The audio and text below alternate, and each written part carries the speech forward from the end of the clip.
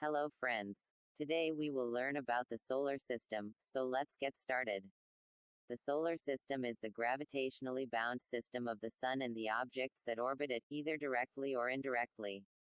Of the objects that orbit the Sun directly, the largest are the 8 planets, with the remainder being smaller objects, the dwarf planets and small solar system bodies.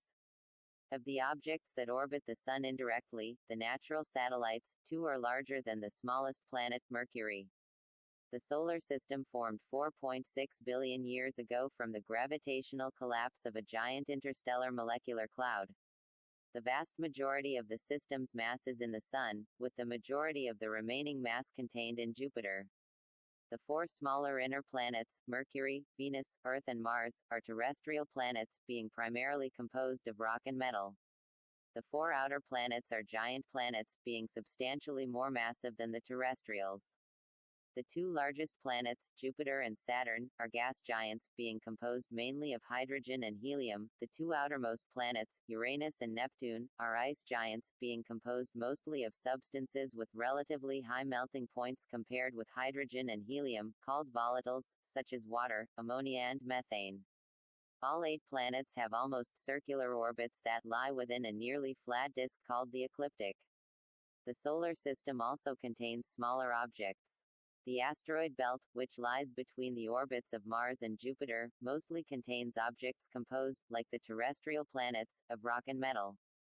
Beyond Neptune's orbit lie the Kuiper belt and scattered disk, which are populations of trans-Neptunian objects composed mostly of ices, and beyond them a newly discovered population of sednoids.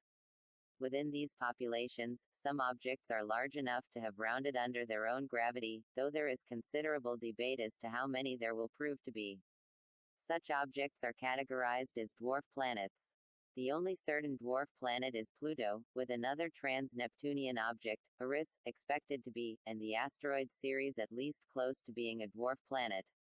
In addition to these 2 regions, various other small body populations, including comets, centaurs and interplanetary dust clouds, freely travel between regions.